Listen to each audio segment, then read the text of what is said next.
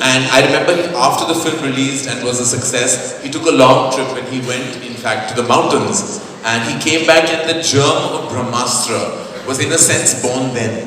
When he came back and he said he wants to make this fantasy spectacle based in Indian mythology and also a fantasy film which is his most favorite genre of film.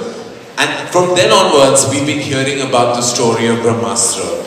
Finally, we went on the sets we were prepping for it from 2015 and we started shooting for it 2017.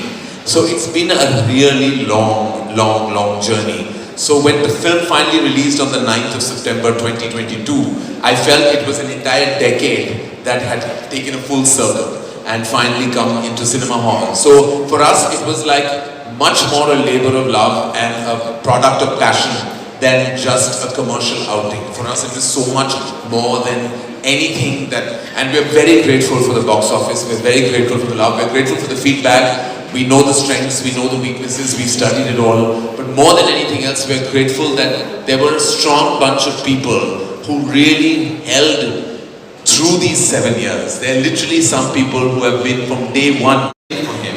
I mean, in every which way, in terms of, churning out more films, making the money himself, probably going up, moving stratas for himself as a filmmaker. He didn't do any of that. He just sat, like where he is at 7 years ago economically is where he's at today. The needle hasn't moved, but the ambition, the passion, I think surmounts all of that. And it makes you feel like when we tell stories or we're content creators, it's really not adventure. Of course, we're here for the business and the commercial aspect.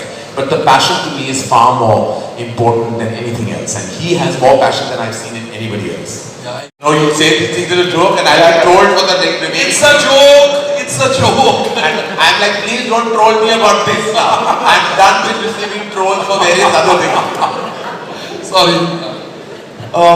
So my approach, sir, has been that I am waiting still for a few more weeks to go and for Brahamastra to really completely settle down.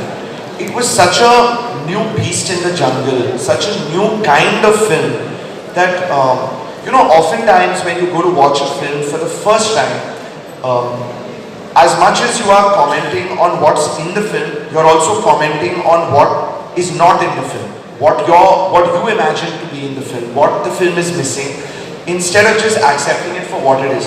So in general, my attitude is I am very open to criticism. I have heard stuff, that the dialogues didn't really work as well. People weren't 100% convinced by the love story, this, that. So I'm hearing it, but I'm also waiting for enough time for the film to truly settle, to release on streaming, release on satellite, and then to really make sense of all my learning from what people have said, because I don't want to learn the wrong lessons. If I take, very honestly, there's a lot of people writing about film, and I'm happy to hear about it, but I don't know if they have a pulse on what is truly working and not working on a film. And I think